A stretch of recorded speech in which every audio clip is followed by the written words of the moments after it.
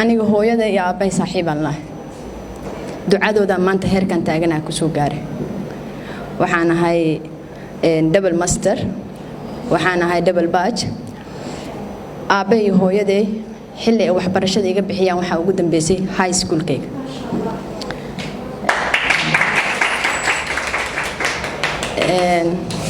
high schoolkaygii kadib aniga soo bushgareeyay caqabado badan aan la soo kulmay dad xun iyo dad fiican baan soo arkay saas ay tahay waxaan talada mar walba u laaban jiray aabbahay hooyaday dhinaca dhowcilaha iyo markii la yaryaa waa maqsha magac dhowcil ay igala tali jirtay xaliimooyinka aabbana wuxuu igala talin jiray waxbarashada iyo dadka caqabadaha igu ah wuxuu dhihi jiray dhag ha u dhigin mar walbana waa ii duceey jireen ilaa dhibaato badan aan la soo kulmay 13 sano oo jira shaqo bilaab shaqadan bilaabayna waxa waa shaqo aan hadeertan waa ka faanaaba ya shaqo lama dhigi kara taas laakiin waxay ii ahayd tababar hadda magaalada waxa ka jiro gabdho yar yar oo waxa jira inay waxbarashadoodii soo aadaan oo caqabad u ah faarax oo indha kale aan lahayn oo gabadhaas wadada ka habaajinayo ama waalidkii ku diraayo tan waalidka hadii oo meel laga bixiyo gabdhaha dhamaantiina waxaan igala hadlaa waalidkiina hadaad saaxiib ka dhigan bahaladu in cunayaan waalidka haday qaar waxa jira waalidiintii ay dhinteen oo waalidkii nooleen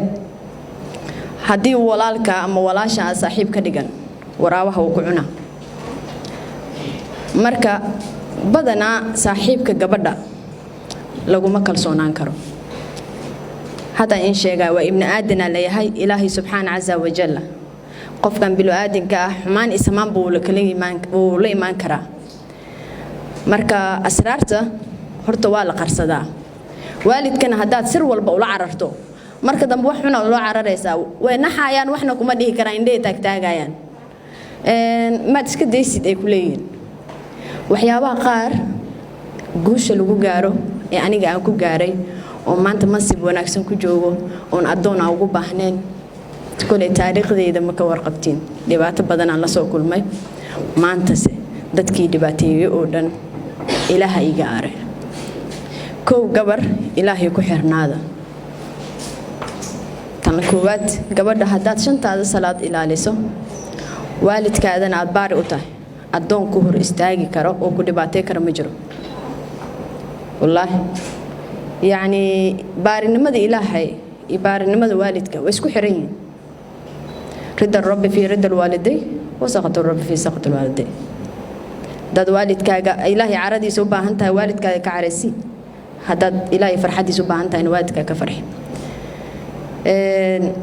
gabdhaha caqabado badan ay gaaro ani waxaan aaminsanahay gabar kasta way shaqeyn kartaa duruuf kasta way ka gudbi kartaa waalidkeedna way la saaxiibi kartaa maanta waxa laga yaabaa gabdhahan inay qaarkood nolol farxad leh ka soo wada baxeen ee waligood dib soo arkin gabar waxa jirta dad gurigooda talisa ka ah iyo mid loo taliyo iyo mid maalin walba dhahaysa habartaana ay dhibtay meel ma ka aadi karibo habartaa kuma dhibin adaa is dhibtay way habartaa waxay kula rabtaa gabar wanaagsan habarta aal kuliisatada gabadheed inay fiicnaatay jeceshay waa mid dabjirade marka habar balaayo hadaad aragto meel taagan waa laga cudubleystaa gabar balaayo soo ahayd marka adigoo gabar balaayo noqonin aad waalidkaaga waxa loo noqdaa baari cid kasta oo ku dhibaateynaysan dhagaha laga xirtaa keep going allaabo ama baaya waxa igu sameeyay wax wanaagsan waay 10 yihiin waxbarashada iyo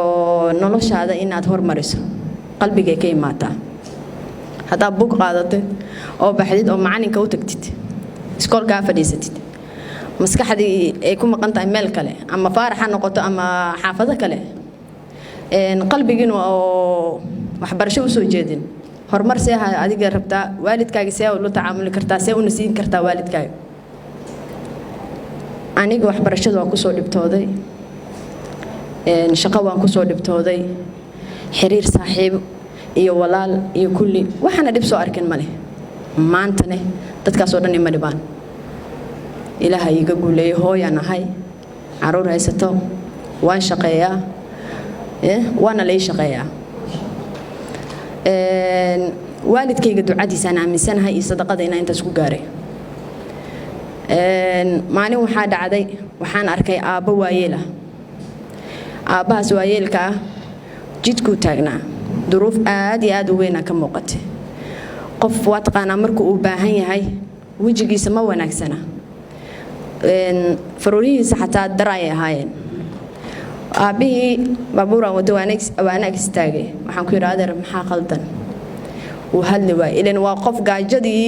ridatay oo meel fadhiistay aabihii markaan la hadlay la sheekaystay ilmo waxa u jooga gabdho waxa u jooga shanti ah iyo wiilal waliba ka sii daran waalidka macnihiisa dad aqoon ilmahaas gurigaan waday aabihii waa geeyay wuxuu u baahnaa in waan ka caawiyay guriga aan taga maxamed dabjira waa dhax fadhiyaba oo feero waaweyn adeer waxaan maxay ahaayeen adeer anaa dhalo yiri waa caasiyaal adeer adiga waalidkaaga se ula tacaamuli jirtaan ku yiri ilaa meesha ku jirtaa moogta quraanka noo sheegay wax walba adeer waalidkaaga adisa isku heedeen ani waalidkayga ma soo korinin mana is arki jirin baadiyaha jiri jireen waana dhinteen waalidka xiriirka aad ka jartay ilmaha ka jarteen aan ku yiri waxba u shallayn ayakuna waxaan u sheegay waxaan ku yiri waalidkiin sida ula dhaqanteen kuwiina ka fisha aan ku yiri sida yeesha lagu yeelo waalidka ku duceeyaan marka gabdho halka talo in ku darsanayo waxay tahay maadaama barnaamijkan gadaal ka imaadeen wax badan ka fahansaneen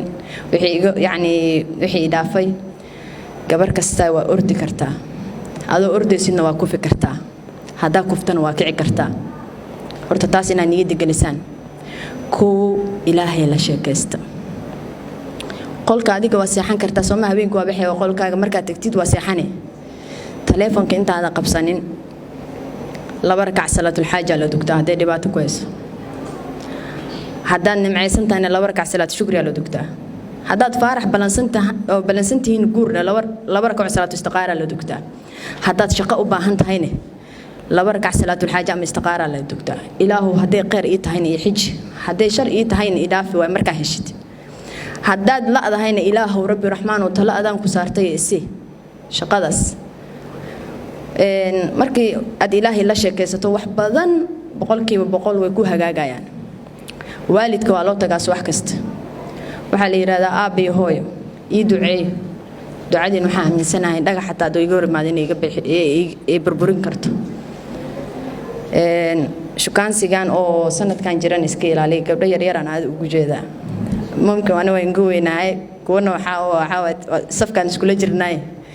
jaamacayaashan wada shaatiga wato ma wada wanaagsani ogaada wallahi dad badan waxa jira aan gooban ka shaqeeyo joogan maalin walba waxaan isku dagaalnaa naag fiican magaalada ma joogto warkaale kulli maada xumeys xalimooyinkan magaalada ordaaya maada wada xumeys oo wada xijaabka wadaan anda waxay yiraahdaan anaga ma xumeenina ayakaas xumeeyeen hadduu faarax ku soo waco waqtigaaga ka muhiimsan meel lagu balamiyaha aadin abaayo gabdhaha quruxda badan wax badan oo waxa jira dhibaato ah oo magaalada ka socota laana waxa mararka qaar jiri karto caqabado ah ina gurigiina qof kula kulmi karin caqabad ah inaadan guriga bi'ada deganta ku saamixay inuu qofku ugu yimaado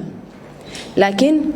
haye walaal waa saarkeena dha insha Allah ana ku soo sheegay meel tag fadhiiso ku balami insha Allah bidmillaahi kariim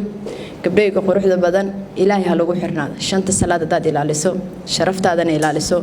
you can keep going every day is new day abay